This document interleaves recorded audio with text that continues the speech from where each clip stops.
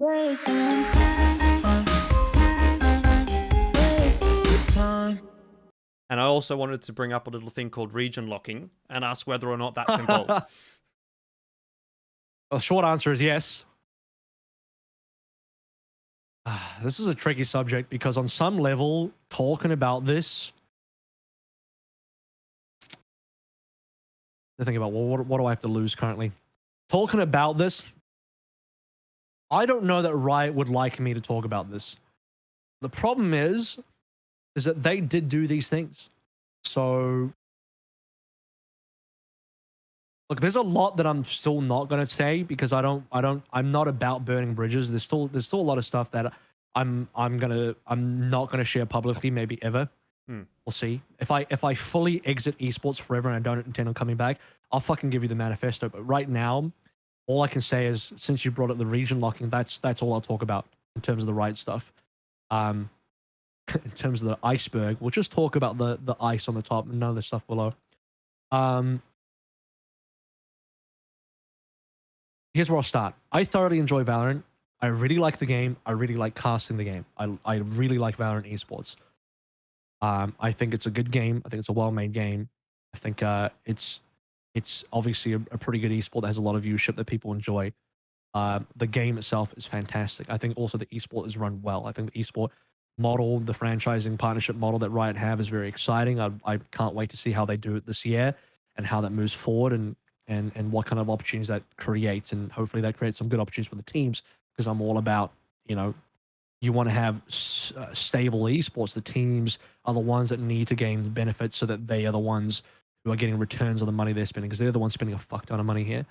So I have a lot of positives to say about Valorant. I think the game is genuinely good.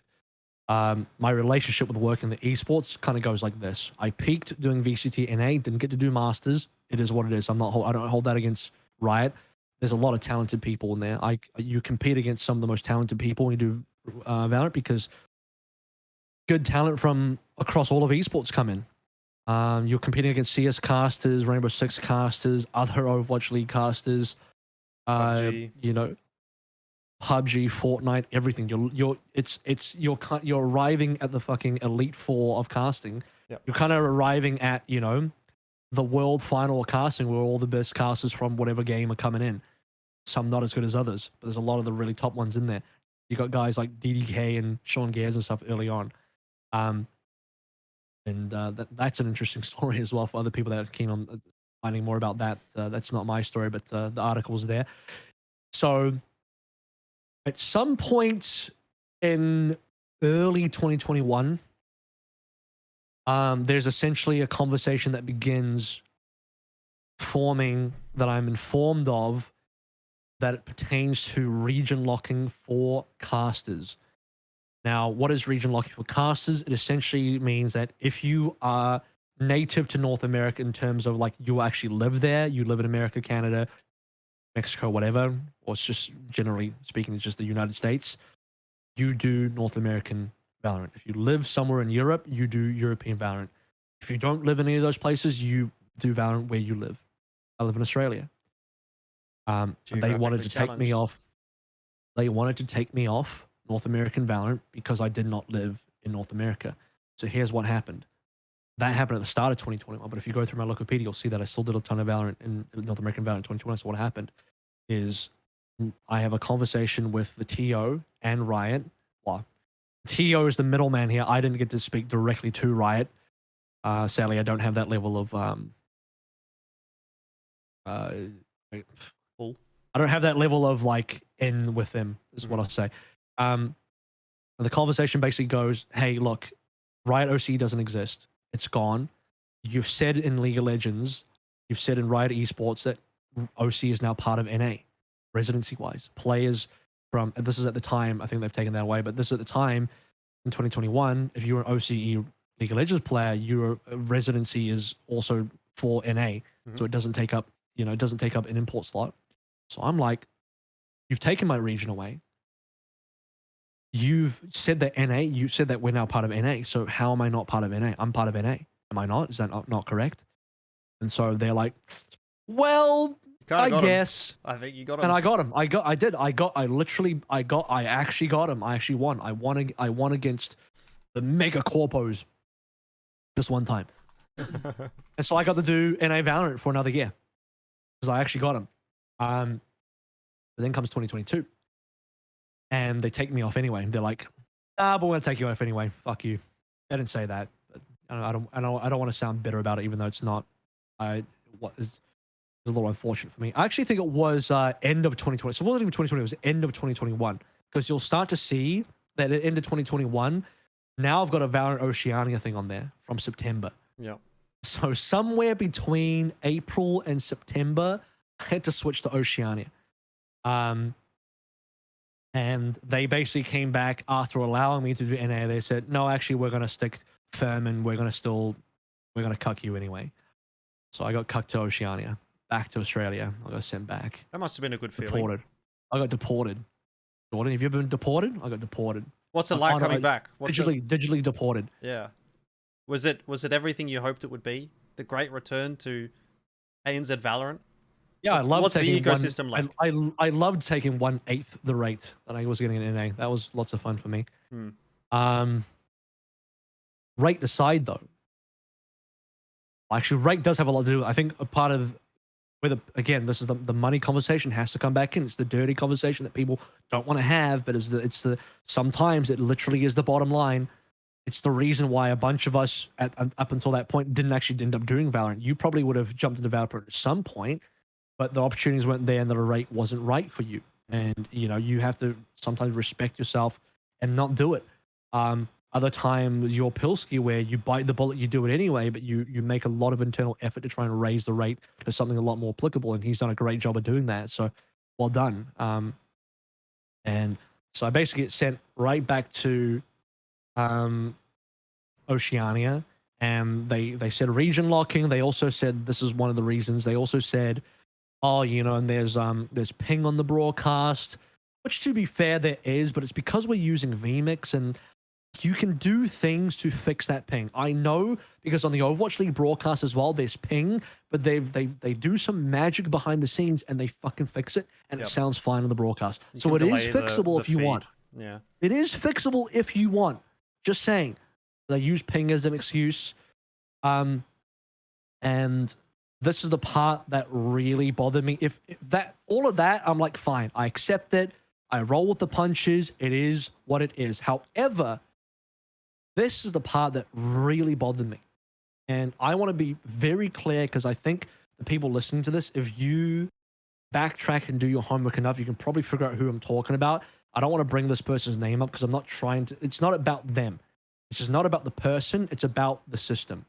The person involved made the correct decisions for what they need to do to advance their career, and I hold nothing against that individual person. In fact, I have had one-on-one conversations with this person who I'm not going to name to clarify these things so that they know this is not something I personally have against them. If I was in their position, I would make the same choices that they make to advance their career. I don't hold that against them at all. However, this is what happened. I get booted from NA, region locking, ping, and then this other caster from Australia is now doing NA-based broadcast, not necessarily VCT, but let's say official Riot-backed NA Valorant broadcasts. This person is now doing them. Not only is that happening, there's also talks about potentially getting them over to a LAN, flying them to Los Angeles, doing all this shit. I'm like, what the fuck is happening here? And this person, by the way, was super fresh, fairly new to casting. That's probably what'll give it away. And again, if this person sees this clip, we've had this conversation. Nothing against you at all. You made all the right choices. If I were you, I would have done the same thing. So I hold nothing against you. You should feel no guilt about it either. You should feel zero guilt about it because I would have done the same thing. My problem is what the system did, where they essentially gave me X and Y reasons why they didn't want me on NA anymore, but then they rolled out the red carpet for somebody else from my country. And I'm sitting there like, so Riot, what the fuck happened to the region locking, huh? What the fuck happened to the ping? Ping just didn't disappear overnight, did it? We don't have you haven't invented something that travels faster than the speed of light. So ping didn't suddenly disappear overnight. Did you remove region locking? Doesn't look like it, because I still can't do NA. Vince still can't do NA, even, you know, because he's stuck in the EU and he can't cast with dust. So region locking still exists. Ping still exists. So you've actually just lied to me, is what's going on here. You've given somebody else from my country an opportunity to do something that you removed from me based on reasons that now you've basically given exception for somebody else, who is a new caster, by the way. And I'm someone that's doing Overwatch League. And again, nothing to do with that caster individually. I hold nothing against him. I have to repeat this 3 times because I need to make it very clear where my intentions are, where my grievances are, and none of my grievances are with the person individual. It could be anybody. This could be literally anybody else. So individually, nothing to do with them. It's just how it was handled behind the scenes that really fucks with me. Rules for thee and rules for me. Rules for thee and not for me is rules for me and not for thee in this case. Not for thee, yeah. That's definitely true. Well, I'm not sure there's much you can do about it, really. Sometimes this is that hooded Illuminati figure that you're talking about that maybe you just didn't impress, and they've decided, you know what? You know what the worst part about that is? If at this point I don't know what the opportunities for me to do Valorant are anymore anyway. I've potentially shot myself in the foot from this, but I don't know. That quote unquote hooded figure, if they saw this, they'd probably think even worse of me, because now I've technically shit talked Riot publicly. Now I've technically done that. So, but I've not lied about anything. This is legitimately what I've been told. I've got the receipts too. So, yeah, I mean, this is just my genuine experience, and I'm putting my neck out on the table. I gain no benefit. I actually gain no benefit from saying this. I've actually just fucked myself for no reason. But what I'm trying to get at is I'm an extremely honest person who needs to tell the truth. You know who you remind me of right now? You want to have a guess? Someone who said those very same words, very similar words at the very least. Uber? Yeah, Mitch Uber Leslie, chaotic neutral. That's what I would describe you as right now. You've got a mission. I think I'm influenced by him a bit, because he went out to bat for me so hard that I feel like, you know, that is the something that requires unbelievable amounts of integrity to put your neck on the line for a principle or a value you believe in at significant cost to your own opportunities and your own bottom line. Right? Because he's gone on far bigger platforms to yell at Riot about things that I'm not even talking about. I'm just talking about me. He's, you know, and so he's, yeah, I don't know. But I respect it, because it takes unbelievable amounts of integrity to basically cuck yourself to tell the truth. Yep. Well, on a more positive topic, if we want to move on to... I haven't answered why I haven't done Oceanic Valorant anymore, though. I don't know if we want to get into that. That's why I didn't do NA Valorant. Sure. I mean, the only reason I haven't done more Oceanic Valorant is I just don't think it just hasn't lined up. I think the opportunities mostly moved towards the main duos of Komodo, Conky, Pilsky, and Mac now. Mac and I used to be a duo back in the day, but you know, he's comfortably working with Pilsky now. It's not a comfortable place for me to just get in there unless we want to start shaking up the duos by inserting me. The last time we did that, I ended up casting with basically everything. I casted with Mac, Pilsky, and Conky. Not ideal. So it was a bit of a mixed bag, and I'm not against doing that. But it's the other thing is, like, I've also been away from Valorant for a minute now, and I would need a bit of time to get back in. And I don't mean this sounds like, to people coming up and like up and coming casters, this sounds slightly pretentious, but I'm not saying that like the Oceanic Valorant broadcast is beneath me, but my level is that I would want to do Valorant at the franchise level, because I think I'm a quality enough caster with enough in my resume that demands that level of broadcast. And I've done enough Valorant work in the past that I have shown, and I still think my CV is strong enough and my VODs are strong enough that, you know, I should be a candidate for that kind of stuff. And so doing if I can't do the franchising, doing tier 2 Valorant now, like now this is officially tier 2 Valorant, because I've only, technically speaking, I've only done tier 1 Valorant, because in AVCT in 2021, that was tier 1. There was no higher tier than that.